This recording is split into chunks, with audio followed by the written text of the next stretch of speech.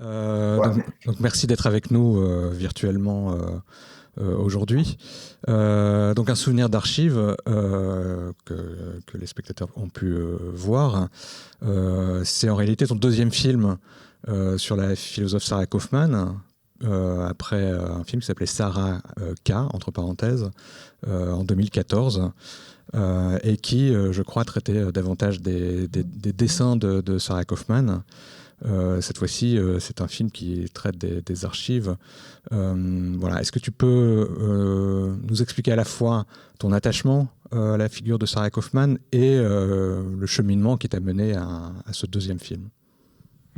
Oui, enfin, il se trouve que j'ai été l'élève de Sarah Kaufmann à la Sorbonne Panthéon. En 93, c'était sa dernière année d'enseignement avant la retraite. C'était son cours sur Nietzsche. Et en 94, nous avons appris avec une grande stupeur et une grande sidération, enfin son suicide. Et c'est un événement qui nous a beaucoup marqué, enfin, nous, étudiants de Sarah Kaufmann, parce que c'était quelqu'un de très, très vivant, très engagé dans sa pensée, dans sa parole. Donc, ça a été quelque chose d'assez traumatisant, d'assez incompréhensible. Et cet événement vraiment a laissé une trace profonde. Enfin, au fil des années, j'ai continué à la lire, enfin, toujours hanté par ce, ce, ce, ce suicide, enfin, qui a laissé comme ça une sorte de béance d'incompréhension. Et peut-être 15-20 ans après, j'ai rencontré un de ses amis qui a correspondu avec elle dans les dernières années, Philippe Boutibonne. Et donc, c'était une manière pour moi d'engager un dialogue avec Sarah Kaufmann à travers sa correspondance, ses dessins. Donc, ça a donné lieu à ce film, Sarah K. Et puis, voilà, j'ai rencontré Isabelle Hullern ensuite, à qui j'ai montré le film, et qui, elle, s'occupait de structurer le fonds d'archives Sarah Kaufmann à l'IMEC, à côté de Caen, donc l'Institut de mémoire, enfin, l'édition contemporaine.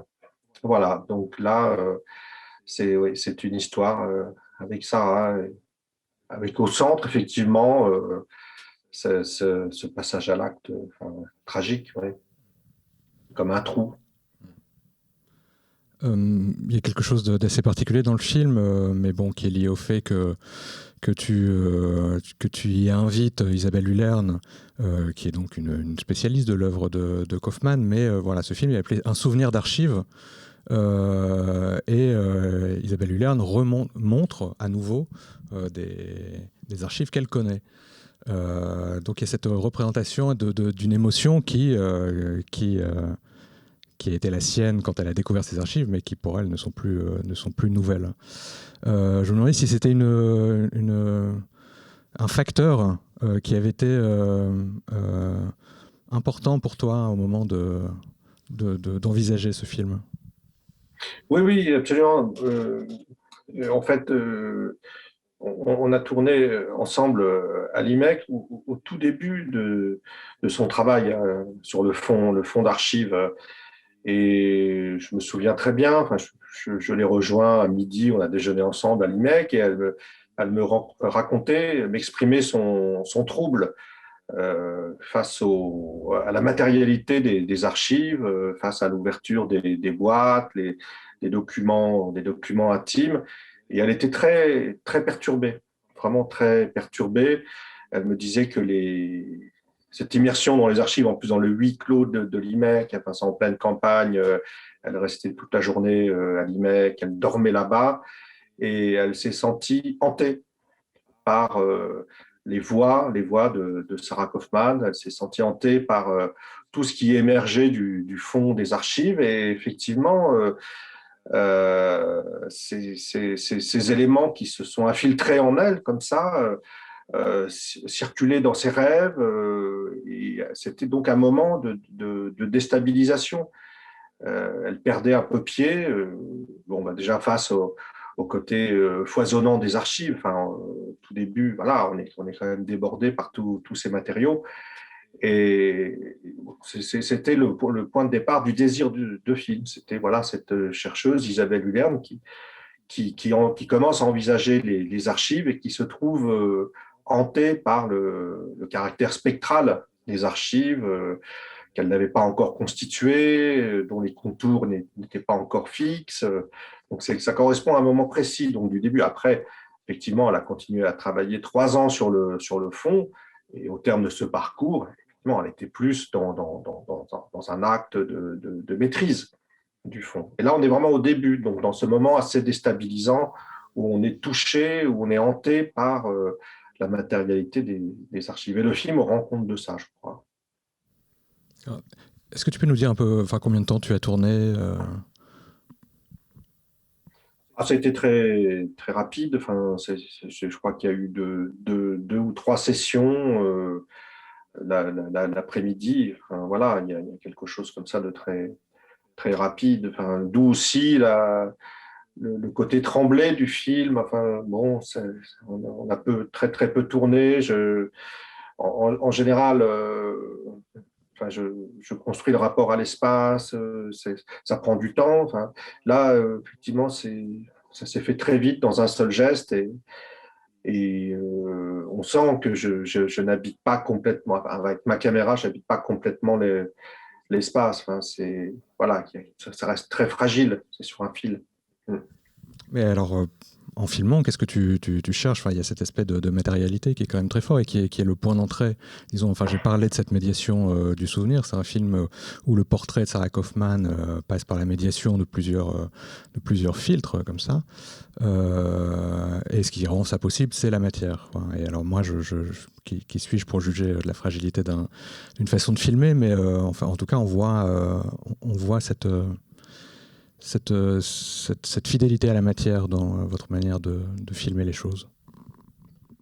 Oui, oui, oui, c'est vrai. Enfin, en filmant très très près la peau la peau des archives, la peau des documents et les gestes, être au plus près des gestes, de la respiration d'Isabelle. Effectivement, l'espace autour est comme un écrin flou. On voit assez peu la salle de lecture. Donc, il s'agissait pour moi, enfin, c'est comme ça que je le sentais, d'être au plus près des choses, enfin, presque touché du regard ces matériaux, et puis toucher la présence d'Isabelle et aussi de Pascal, qui est son interlocutrice, et créer une intimité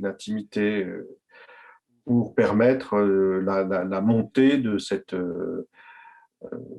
voilà, de ces fantômes qui hantent les archives et dans le silence comme ça de la salle de lecture. C'est comme peut-être voilà, passer à travers le miroir, c'est être au plus près des choses pour presque passer au travers. Enfin, le regard traverse les choses en étant dans une hypermatérialité. Enfin, quelque part, le regard finit par traverser.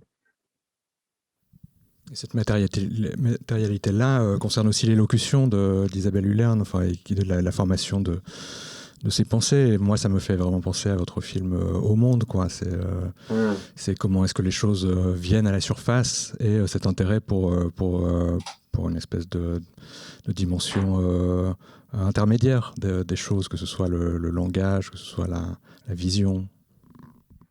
Oui, tout à fait. Alors, la différence Au Monde, voilà, c'est un film qui était mis en scène. Enfin, on travaillait les récits.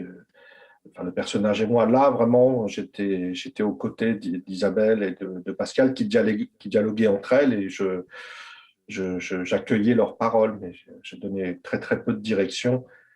Mais voilà, ce que j'aime beaucoup dans la parole d'Isabelle, c'est elle laisse une place à ce qui vient de sa sensibilité, c'est-à-dire elle ne cherche pas à écraser par la pensée ou les idées déjà constituées, ce qui vient des archives et qui vient perturber ces idées. Enfin, le contact avec les archives vient heurter une construction intellectuelle. Et il y a comme un bouger photographique, comme un vacillement. Elle n'est plus très sûre. Et cette émotion, je crois qu'elle est assez palpable dans sa parole. Et parce elle a su être à l'écoute de sa propre sensibilité.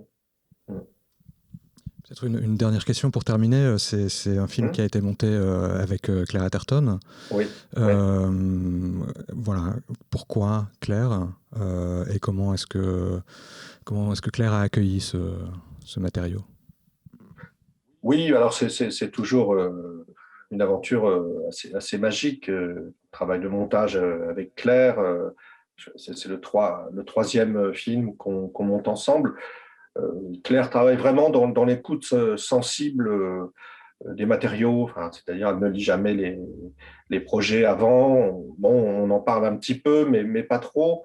Elle découvre, enfin, pour elle, c'est vraiment important de découvrir la matière, les images et les sons, de travailler dans le fil du bois, mais dans une écoute profonde, en laissant émerger les choses de manière organique, sans surimposer un discours. Et c'est vrai que ce qui est magique dans le travail avec elle, c'est que ces images que j'ai filmées, ces sons que j'ai enregistrés, évidemment, je les connais bien, mais par son travail de montage, ces images et ces sons reviennent dans un agencement complètement inédit et qui redonne une fraîcheur, une vitalité à ce qui s'est passé. Et c'est toujours vraiment enfin, ouais, une émotion particulière. Enfin, il y a quelque chose de la transfiguration presque. Et voilà, c'est quelqu'un qui a beaucoup apporté, enfin, au film, notamment au niveau du montage son. C'est elle qui fait le montage. C'est-à-dire que on fait pas d'abord le montage image et après le montage son. Enfin, c'est un seul mouvement, un seul geste. Et il y a une organicité qu'elle trouve, qu'elle dégage dans un seul geste. Bien, on va devoir s'arrêter ici, mais je te remercie Oui. beaucoup, Christophe, d'avoir été avec nous et pour ton film Un souvenir d'archives. Merci à vous Merci. Cette sélection et de cet accueil. Merci. Bonne suite de couvre-feu, confinement. Oui, je ne sais pas. Et j'espère à bientôt dans les salles. Merci. À bientôt, Christophe. Merci à vous. Au revoir. À bientôt.